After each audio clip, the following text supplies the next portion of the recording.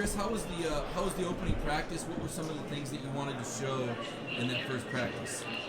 It was nice, just being able to compete against some of the other best players in the nation, and learning a new scheme, getting acclimated with the coaches, and like I said, coming down here to build the connections with the rest of the guys. It was definitely nice.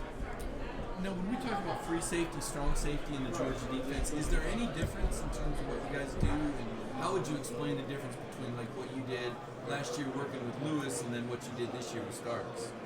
There's definitely differences in what we do, but we both pride ourselves on being able to be interchangeable in the game based on need.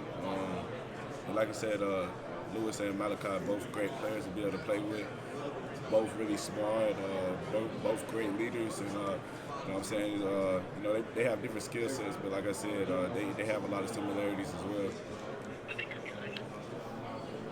Could you take us through, I'm sure you've talked about this many times, but the scoop and score against LSU. What were you thinking? Were you thinking, why are they walking off the field? Were you thinking, I haven't heard the whistle? What were you thinking there? Yeah, I mean, I wasn't really worried about the other team. I was just worried about the ball. It's just a perfect situation. Luckily, I knew what to do in the situation. The other team did not, and it was just a. So you were thinking it was live? Yeah, I knew it was live the whole time. Just waiting for the go from the sideline, just trying to fill out the situation, and like I said, it was one of the easiest plays I was able to make in my career. Yeah. When people talk about you having a good football IQ, what does that mean to you? It means a lot, just because I know the amount of work that I put in film, and just studying the game. Like you said, it comes with years of playing the game. I've been playing football since I was 6 years old, and like I said, I just have a certain feel for the game that I feel like is unmatched. Who has helped you most, maybe player or coach at Georgia, in learning the way to disguise coverages, pre-snap, post-snap? I would definitely say Coach Smart and Coach Muschamp. Coach Smart especially, with him being a former safety, he really instilled the value of, having a disguise, playing with the quarterback a little bit and whatnot.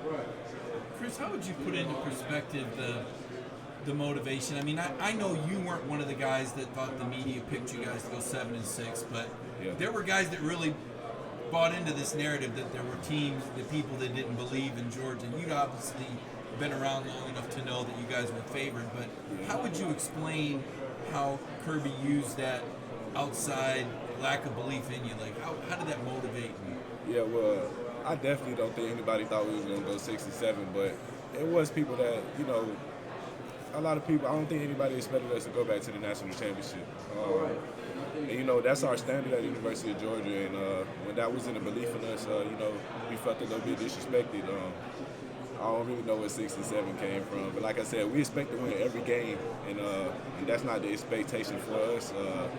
Like I said, we had a little chip on our shoulder. But you'd be the first to admit, you guys lost 5 first-round guys off your defense, 8 starters, and 15 draft picks. Yeah. I mean, as one of the older guys, aren't you kind of behind the scenes looking around the room like, well, I think we're all right? I mean, because some of the dudes hadn't done it yet, right? Well, I knew we was going to be all right because, like I said, I'm behind the scenes with the guys, so I'm able to see the amount of work that these guys put in. I know the amount of talent that they have, and I was just waiting for the world to be able to see. It's definitely a lot of unknowns. When you lose the amount of players that we lost, but like I said, I definitely knew we had what it takes. Like I said, we just had to put our head down and work. Who were some of those young guys? Like you'd probably seen more JDJ or Michael or Malik. Were those some of the guys? Or were there other guys you'd seen? That... like I said, Jamon, Pop.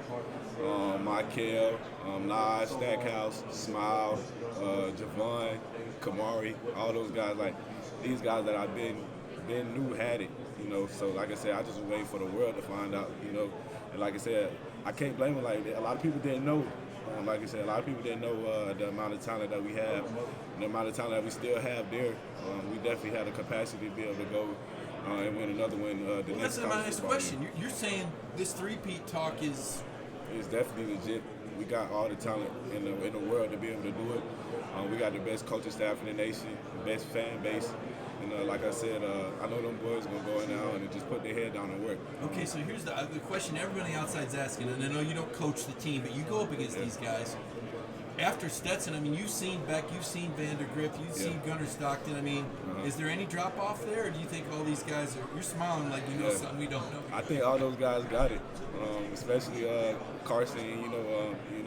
Brock, Gunnar down there with scout team on us every day, and like you said, he letting it rip. Gunner's a special talent, and like I said, Carson and Brock, all those guys, they got the talent to be able to do and take our team back to another national championship. What did it mean to be a permanent captain being named that? Yeah, that meant a lot to me. All the permanent captains in the past that we've had on this team have been guys that I looked up to and have been great leaders for us. And when your peers vote you as a permanent captain, man, that's a special moment. Couldn't ask for anything more, in terms of the amount of respect from your teammates. What was the toughest offense you faced, like from a scheme standpoint, trying to diagnose what they're trying to do? Yeah, I would definitely say Ohio State. Just the things that they did, their passing attack. It was definitely one I hadn't seen all year this year. Some similar ones the year before, but like I said, their passing attack was very different. C.J. Stroud did a great job getting out of the pocket. Didn't miss any throws. Like I said, you got guys like Marvin Harrison, Mecca Ibuka, X, number 10. So like I said, those guys really gave us a struggle. I've learned you like Stephon Diggs. Oh yeah, I love Stephon. Why do you like him? Why are you a fan of him? He's a great player, man. And, he be putting it on before the games. He's a real stylish guy. Like I said, he's a great player. I can tell he's a hard worker. Right. So yeah, I'm a big fan of Stephon Diggs. Is there any questions? And maybe you haven't talked to enough NFL people yet, but like, is there something they seem to be asking you? They want you to. They want to know if you can do this or that. Just a part of my versatility, the versatility that I bring to the game. That's been a big focal point for them, and it's a big focal point for me. And like I said, credit a lot of that to University of Georgia, putting me in a lot of different situations to be able to make plays at different spots. And, playing that corner, playing in the nickel, playing up high at safety, definitely has been able to help me as a football player and my chances of getting into the NFL. What are some things you think that Kenny does as a running back? You've obviously played against a lot of guys in the SEC. You've seen a lot of Kenny. He's kind of in the spotlight here. What do you think Kenny's going to show folks? I think Kenny's going to show folks he's the top all-around back in his draft class. There's nothing that he can't do. He can block. He can pass catch. And, obviously he can run the ball really, really well. And like I said, I haven't seen an all-around back like him in a minute. So, I was going to ask you, how would you compare him to Cook? Is it like Cook only bigger? Or I would say like you said, like Cook only bigger. Like I said, they all jack of all trades kind of guys. Cook was great out in the passing game as well as Kenny, and they both can run the ball really well. They have kind of different running styles, but like I said, they both can get after it.